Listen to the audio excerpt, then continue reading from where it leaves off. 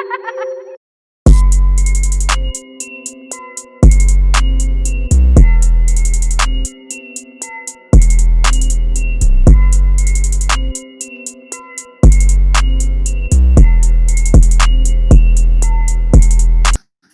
going on, y'all? This is Mike Bennett and Mike Baker coming at you live with another episode of the Weekly Tech Wrap Up. Man, it's been so damn long. How's everybody doing out there, man? How you doing, Mike? I'm surviving, man. We out here, man. We out here surviving, thriving, trying to do the best we can, man. Yeah, that's what. I mean, just in case nobody, if y'all catch this episode at a later time, what's presently going on is the streets in some places more than others. The streets is on fire right now. There's riots in the streets. The streets is flooded right now. Police is all over the place. There's been some things happening in the country that got some people that it's causing civil unrest, and people they out here doing what they do best, which is taking and stealing and looting and making sure their voice and their presence is felt and heard. So and as a disclaimer, I'm not participating in none of those spots. I don't live in those parts. From over there. All I'm saying is if y'all find something that I need, man, hit me up, man. If y'all got something on the low, let me know. Yo, I'm buying. I'm catching up. Man, it reminds me of them times, man, in the some of those movies, man, or what was it in Metal Gear Solid, where they had Metal Gear Solid, one of my favorite games of all time, Metal Gear Solid 4. But you had the dude that was kind of like it was a war zone going on, and he would just be like on the side selling guns to whoever was like the highest bidder. So the black dude with the monkey on there. Yeah, Metal Gear Solid 4. Yeah. What was his name, yo? My gamer group gonna be mad at me. I don't remember his name, yo. But yeah, I know exactly who you talked about, yo. That was on that wasn't on Puff. That was on Puff. That was like something of the Patriots or some shit like that. That was on the PlayStation 3. Sons of the Patriots. Sons of the Patriots. Yeah. So, but yeah, man, that's what it's like, man. So I got it for I'm trying to see whoever got what I need to get, because it's on fire out here. But y'all know what we do, man. We bring y'all honest commentary, criticism, and critique, and we give some congratulations, and we big up those in the tech industry who are doing their thing right now. And even during these times, there's still companies out there that's making progress, and still companies are still messing up. So, but today, what we're gonna be going over, man, jumping straight into it. We want to discuss. It says the AI community says that Black Lives Matter, but much more work is needed to be done. I completely agree with whoever had wrote that. I think that we were just talking a little bit before, but it seems like people kind of catch the wave a little bit too late. After. Yeah. But secondly, after that, we're gonna jump into consumers don't care. We found out the consumers don't care about corporate solidarity; they want donations.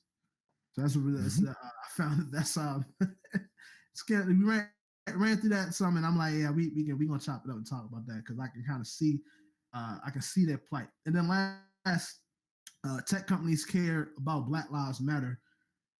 But it's a little too late though. It's a little too late, and yeah, we're going to be discussing that lastly, man. But let's jump into it. So, according to this article from VentureBeat.com, several different companies. It's just, I think, an observation that people. So what's happening here is, again, the civil unrest is somewhat happening. Enough people are being fed up with a lot of people being unrighteously murdered in the streets, black and brown people, and we at a place where people are starting to speak up more about it.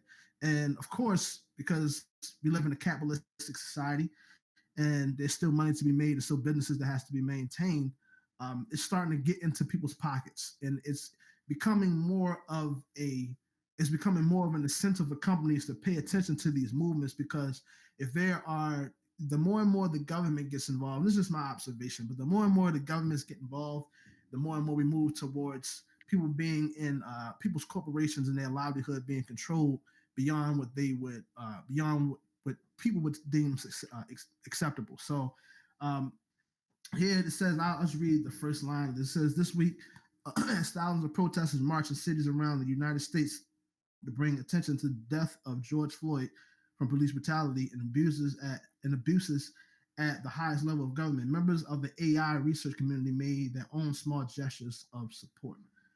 NERI IPS, one of the world's largest AI and machine learning conferences, extended its technical paper submission deadline by 48 hours. So it's basically saying that while the IT world is still, everything is still alive and effect and going forward, there's different things that's coming into this within their sphere of all the things they talk about this affecting some things. So there some places around the world, some businesses are starting to step up and be a little bit more have a little bit more vested interest in the people and what's happening. So what's your take on this, Mike? I mean, besides the general, pandering, everybody. The first argument is always going to be pandering. Yeah, I mean, because that's just the obvious thing. If you're black, the obvious thing is that these companies are now speaking their mind, and well, I ain't gonna say speaking their mind, but are actually trying to associate themselves with the Black Lives Matter movement. If you're black, you technically just gonna either assume a they're with us. You see, they agree with us, or B, they just pandering to us. I mean, and in audio, in a way, you can always see any of this as pandering. In this particular article, I mean, they're saying the AI community, um, and when they talk about this Neri, it was NIRPS, which is it's like it's a weird name, near IPS. Uh, they say they're one of the largest AI and machine learning conferences. I mean, technically, like they're not necessarily one company. They're kind of their own company that's sort of associating themselves with all the larger companies that are in the business of artificial intelligence. And I mean, it's a conference, so they don't necessarily have to uh, push the agenda of Black Lives Matter. So it's not necessarily I can't really say that that's like a money move per se, because it's this third party entity that nobody even knows about for the most part, unless you're in the business of AI. So I mean, it is kind of like a positive movement to see somebody that's on an organization that's just more on an academic plane, that's worried about actually making sure Black lives are included in the idea of artificial intelligence. It's not really just corporation; it's organization. Yeah, I mean, so it's a little bit different, and it's a kind of a positive thing to see that happening. That a separate, like independent organization is deciding to participate in this Black Lives Matter movement. But I mean, it's kind of a necessity anyway, because they already have problems when they try to implement artificial intelligence in the business of the black community. Like when they tried to do that with images, like with facial recognition, they always they had like at one point it was like almost a 90% fail rate, where they couldn't necessarily identify one black person from the next. You know what I mean? And Oh, yeah, that was that's always problematic. because I'm like, Yeah, I mean, yeah, like that. That's so. I don't know where the programming is with that, man. But if you can, the way I viewed that, 'cause I remember we talked about that, Mike, is just real quick as yeah. I've heard is that if you can differentiate, the other races, right? Like you look at all the intricacies of their face and know the difference between one person and the next. I don't, it always it was unsettling to me that like for black people it was at 95 they couldn't tell the difference. I'm like, what is who made what's the logic behind it? Because I feel that Well, the main logic, one of the main logics behind it was that it's an artificial intelligent entity. When you for that particular scenario, it's an artificial intelligent entity. So being artificial intelligence, you gotta, just like with any other intelligence, you gotta give it enough information. And yeah, I mean, they were only really giving it, they were only feeding the pictures of white people. I mean, so if it's only getting fed pictures of white people, the only thing it's really going to identify is white people. So it was sort of the same thing. They had to feed that thing black people and get the AI to understand that this is what black people look like, of different races, different nationalities of black people, and different genders of black people. I mean, so like they never really fed that stuff to it, so it never learned what black people really look like. So it treated black people like Chinese people did. It was like, oh, what's that? That's a special thing over there. I need to take a picture. I mean, that's basically how Chinese people do in China in particular. Like if you're a black person in going to China, you're basically almost seen like an oddity. And that was Yeah. basically the same way that this AI was doing things with black people. It's just like, what are What? you? What Right, the fuck are you? right. like, and that served a lot of issues in our community when it came to things like identifying people that were um, captured on camera for like crimes and whatnot. You would see somebody doing a criminal act on a camera, on a security camera. They try to use artificial intelligence to find that person, and they would come up with the wrong person because they didn't understand how to identify a black person. I mean, and even like simpler things like when it was something like looking up black women on a while ago when it was like 2015 2014. Like you would look up black women on Google and it would always be racy black women. Yeah, I mean, it would all be like nudity and all this stuff, and a lot of that was because of somebody gaming social the SEO, the search engine optimization of websites. They were gaming it, but at the same time, it shouldn't have been able to be gained. That was something that they had to pick up on, and having somebody black in the community would be able to identify that situation quickly because Yeah. they would actually care about these situations, and other people wouldn't. Like that's just one of them issues. But I mean, I think it's good that that organization is trying to actually bring it into the fold, but it's really a matter of if the companies that fund that organization actually participate in it. If they care, yeah, if they care enough. Like you said, man, that I think that it's always as a quote unquote black person, right? That's a part of this. That's we by default are thrusted into this because of how we look.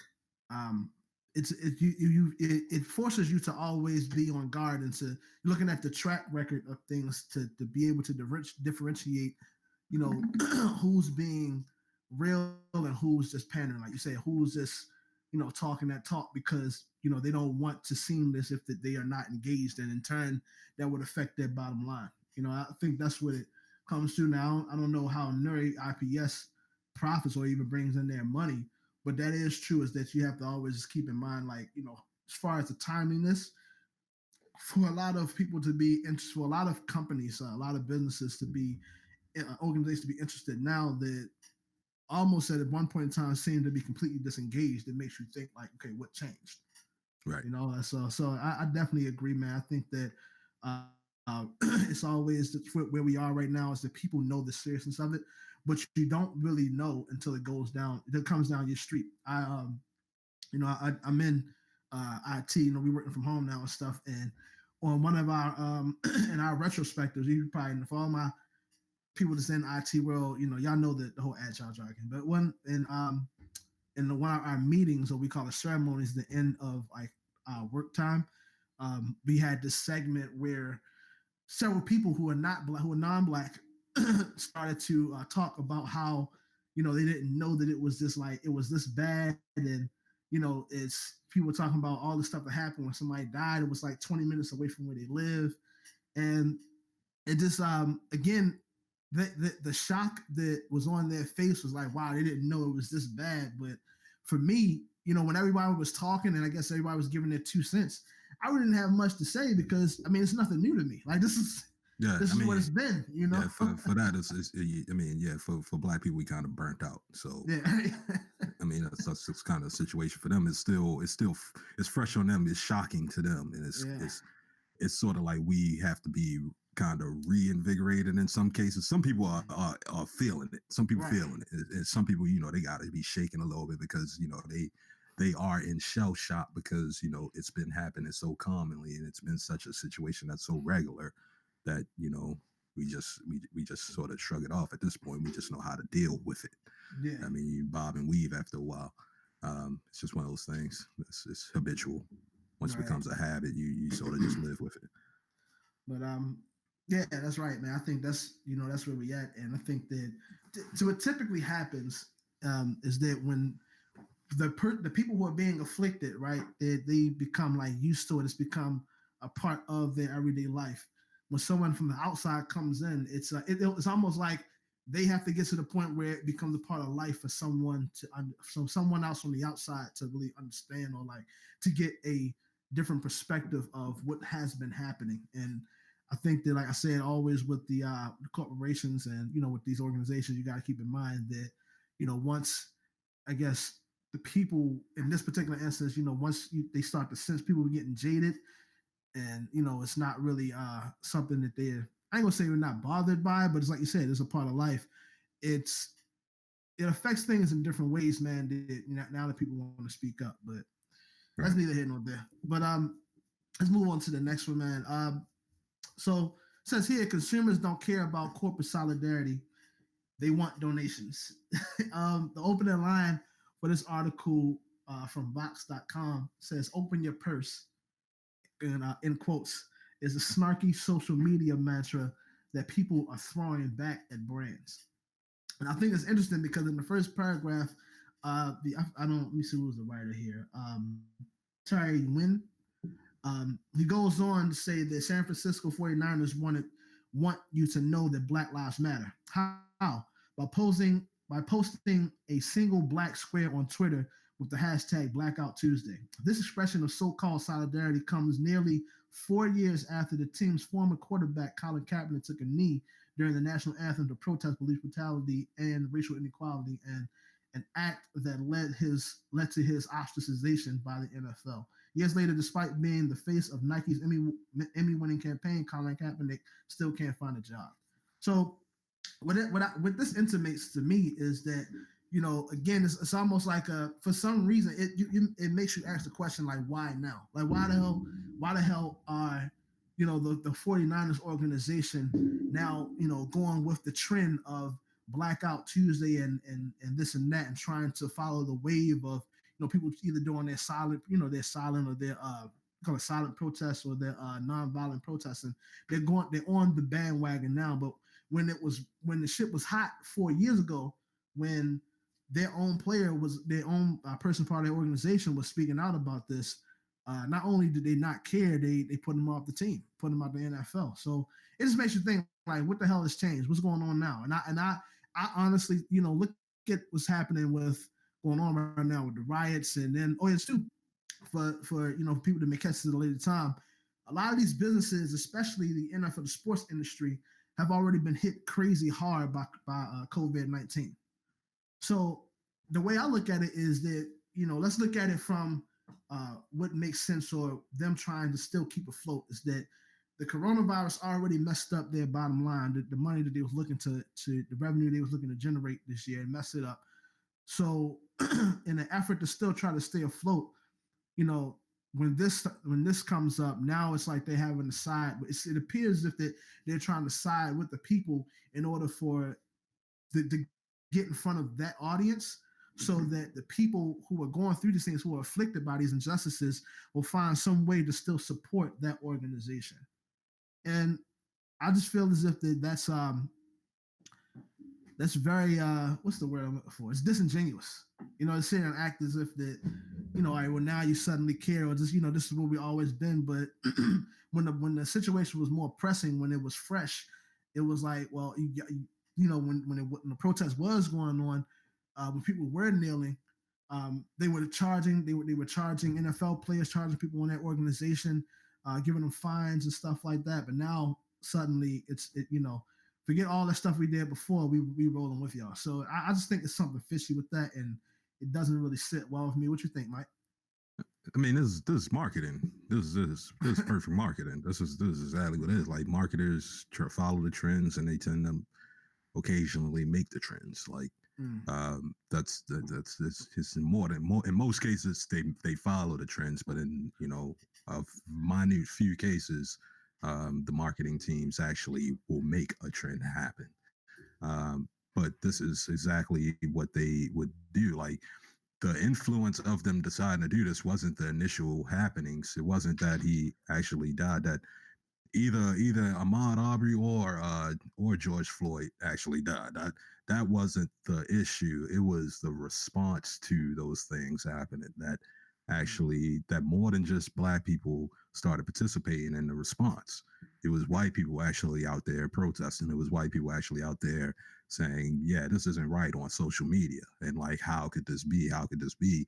Once they saw enough of them doing it and it started affecting their money and their community, then it started becoming an issue. As long as it wasn't messing with them, it wouldn't have been a thing. It Right. wasn't an issue with, I mean, the tip of this article was talking about the 49ers and Colin Kaepernick. So, like with that, I mean, it wasn't an issue when that situation happened because it only affected our community for the most part. For their community, they didn't. They for the majority of them, they wasn't standing for it. And the majority of them was like, "Yeah, I'm literally not going to take a knee. This is America.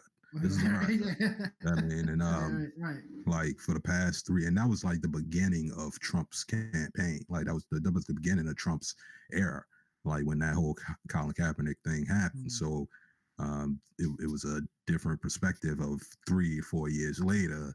We can their side can actually see. I'm not going to say their side. I'm not going to say Republicans. Uh, Democrats, Independents, and all that. What side and what side, but the people that were against the Colin Kaepernick movement and were for Trump in particular, like they were able to, they got the chance to see what happens in this 3 year process, and now we're on the fourth year. They see that our government is already broken down. We already had this COVID-19 thing happen that's basically stopped us to a halt, and on top of that, the same thing that's been happening that has been a negative stain on America is still happening. It can't even take a break for a pandemic. I mean, like racism ain't got. Hey, it can't take a pandemic break. I mean, No. that's and that once they actually started getting some empathy about those issues, then it started infecting them. It's like an ideology. An idea can infect people way more than a virus can, Yeah, and exactly. that definitely has done so. And for these other companies, all these organizations that are participating in it is because it's hitting their offices. It's actually hitting their marketing camp teams, it's hitting in their sales teams, and they're looking at the numbers saying, how much could this impact us if we turn a blind eye to this issue on top of COVID-19. COVID-19 is already a problematic thing. I mean, because for the past 2 months they've been talking about love and support.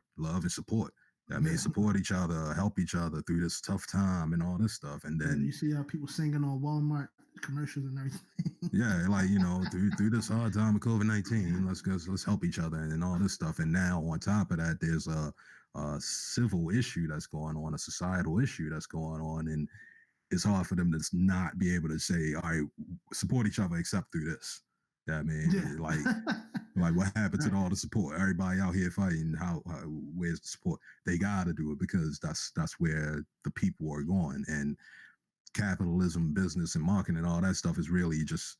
I mean, no matter how much there is a product that can potentially serve your need, a large Mhm. majority of that is just following what the consumer demand is. Right. Whatever the It's getting demand is, yeah, I Go mean, ahead. whatever the demand is, you supply it. Yeah, I mean, and right now they need to be in the eye of the people so that when they start getting all their money back, when all the people start getting all their money back, they know exactly what it is you want to spend it with. They And don't know who the brand was that basically supported the cause. Because you're right, some people, like not some people, most people buy into the brand more than they do the product. And yeah, a part of it is great. You brought That was a great point you brought up, Mike. Because this is like one of the things that I've always thought has been taught in business is that like people buy you before they buy what you have to give them. You know what I mean? It's right. not so much about what you're delivering.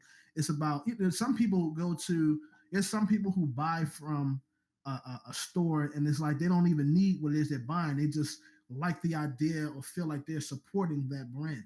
So Mm-hmm. for these brands to get in front of this situation, that's currently happening right now, and then it's very advantageous to them business wise for them to make that move because if people can look at a certain brand and then when they look at that brand they feel as if that brand cares about them personally, then that tears down the walls of like the objection that they may have from buying from them. So Yeah, and it definitely makes a lot of sense. I just like the way that I mean people are carrying it. Like people are. I mean, I guess because of I don't know if it's just society changing or because of things like COVID-19 allowing people the opportunity to see a little bit beyond the product and actually care about what their real needs are. I mean, a lot of people are actually saying like, yeah, I don't care about your marketing, I want that money. Yeah, I mean, like, we need the money, we need the income, we need the people actually to be working for your company. I mean, we don't just need to be a consumer society in this community, and in the black community, we want to actually be employed society. Yeah, I mean, we want to actually be people that have jobs there and have says at these companies. I mean, it's not just show your support; it's actually give us support. Definitely. Um, but yeah, man. Let's jump into this last article, man. It says tech companies caring about Black Lives Matter is too little, too late. Yeah, it's kind of just a segue. It's kind of a segue Yeah, straight into this one. I mean, like, exactly. it's like, I mean, this ain't it's 2020. Like, how long has it been since like MLK died? Yeah, I mean, like, Yeah. y'all still just getting onto this. Y'all should have been like, if I hear like GM and Ford talking about this, that's a no. Yeah, I mean, because y'all should have been on that. Yeah, I mean, Yeah. y'all companies from the 40s and 50s, y'all should have been on this. Yeah, I mean, it shouldn't have took international protests to come around for y'all to actually make a statement. Y'all should just be making statements. Yeah, I mean, you Yeah, if should you just really care rant. about the people. Yeah. Yeah, I mean, like, you shouldn't. Yeah, like, you shouldn't wait to like people that companies that'll wait till like February to be like, all right, this Black History Month. Let's support Black people on this month. Yeah, I mean, I like to see a Black History. I like to see a Black predominant commercial in October. I mean, in fall. Yeah. I mean, I know it's October. I know it's Pumpkin Spice Month, but I want to see. I Yeah. mean, I want to see a International commercial. Pumpkin Spice Month. I mean, I want to see a Black commercial in October type thing. Right. Yeah, I mean, with some Black actors. Yeah, I mean, possibly made by a Black director with a potential Black cameraman. Yeah, I My man mean, Kenyon Barris, I think his name is. yeah, Yeah, get him in that directing stuff. It's crazy that you because you think about it, man. How our lives they structure our buying habits out so much. Like we can look at each month and then specifically like based on the niche say what's going to be happening. Like you said, we already know that October is pumpkin, so Starbucks that's pumpkin yeah, spice month. You know what I mean? Like exactly. of course November, December is you get your your peppermint mochas that come out and all that. Like it's great. Like they plot out, and there's nothing that says that Christmas, December needs to be, peppermint sprinkled mocha month. No, but what Yeah, happened is these corporations get together and study buying habits and then put together different marketing campaigns and different products that they know that will hit based on people's, where the people are. So I look at the whole mm-hmm. thing now is that I look at it like, you know, they said that Malcolm X, Martin Luther King, Marcus Garvey, all them dudes back within the 40s and 50s, and even before then, they were talking about police brutality since then.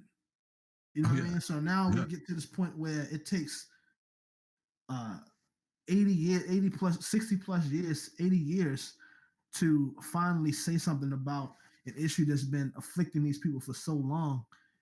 The question I always just ask is why? Like, what was the epiphany that happened?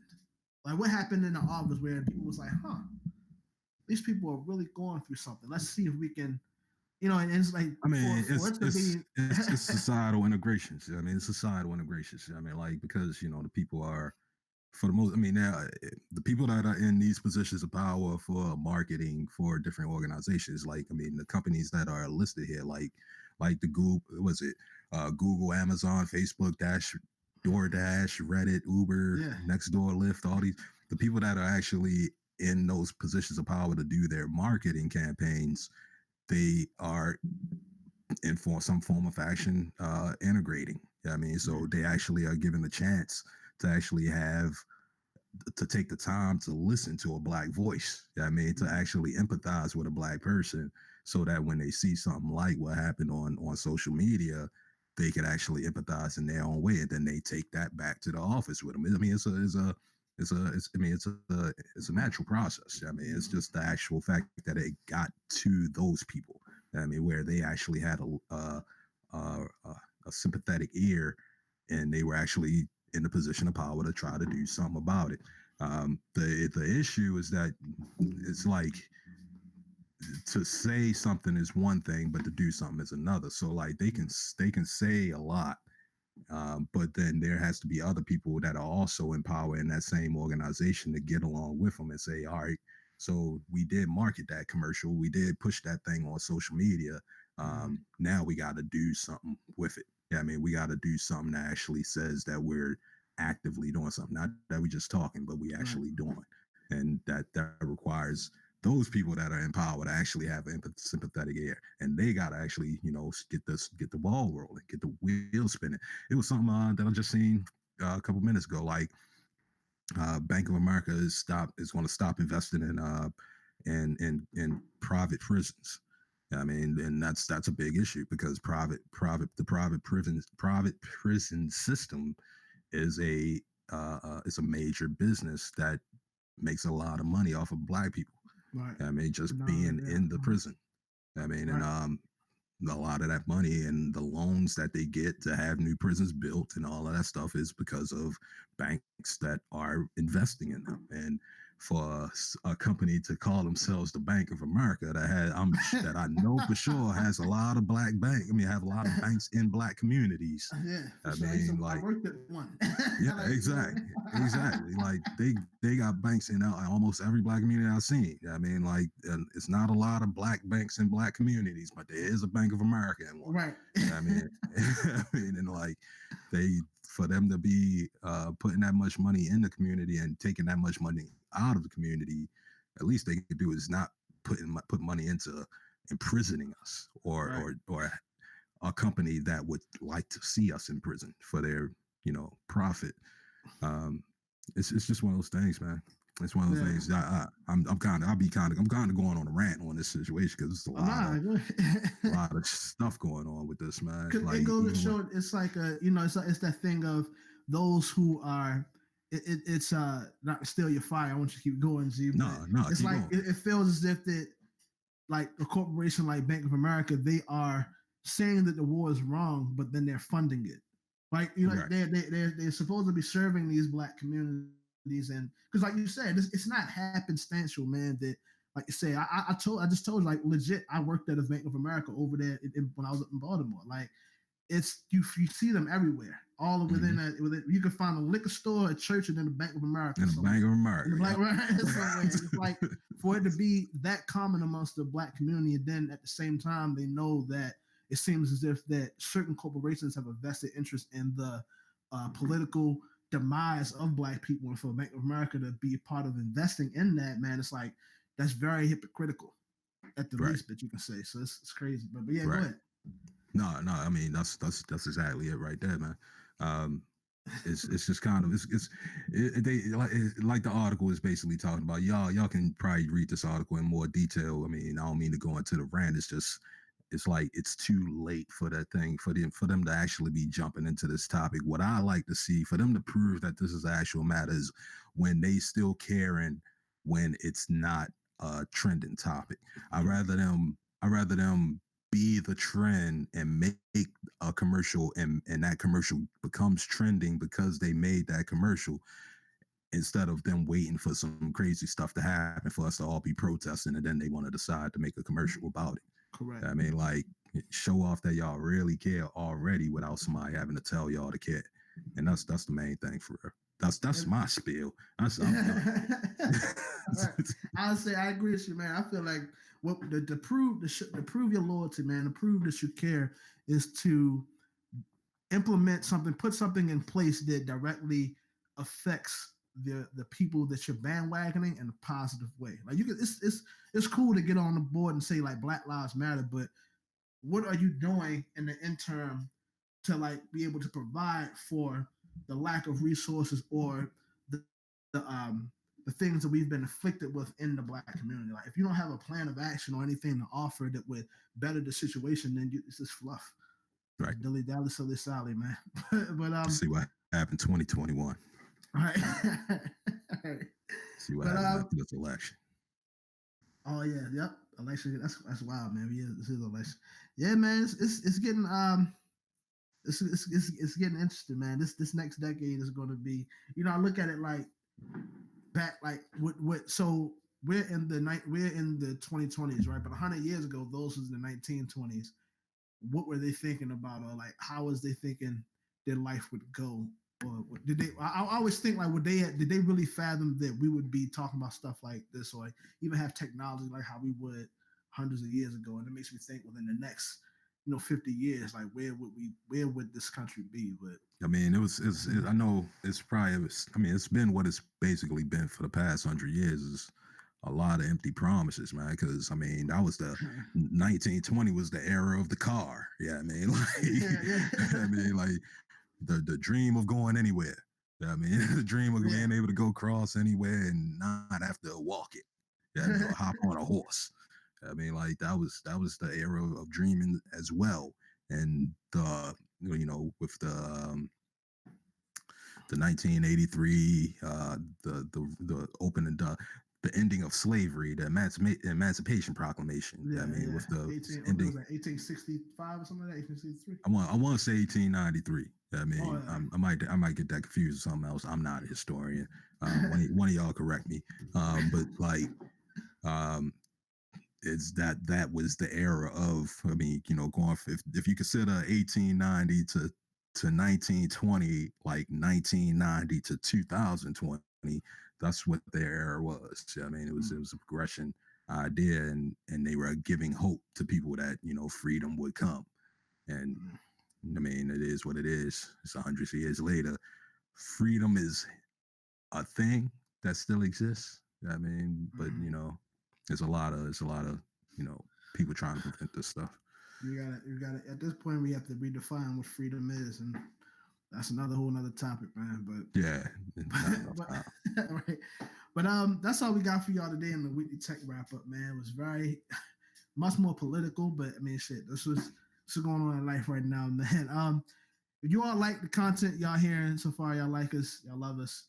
Make sure that you like, comment, subscribe, and whatever that means on any social media platform or anybody, you know what that means. That means that go to where we at, follow us, and then put the notifications on. We put stuff up.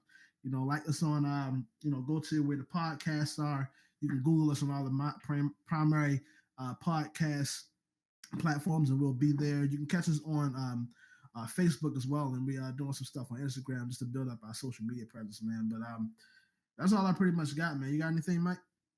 Nah, man, y'all be safe out there. I mean, like, for all the protesters that are out there, I mean, make the moves happen, make it happen. Just be safe. I mean, because it's beyond just the enemy that's in your face that you can see that's going on out there. I mean, it's a lot of people that's in the head and they in the bushes. So, I mean, be in the bushes as well. Yeah, I mean, just keep an eye open and be safe. Yeah, that's what. Yeah, man. You said it perfectly, man. We getting to there, man. This is Mike Bennett, Mike Vega signing out with the tech wrap up, yo. Peace. Peace.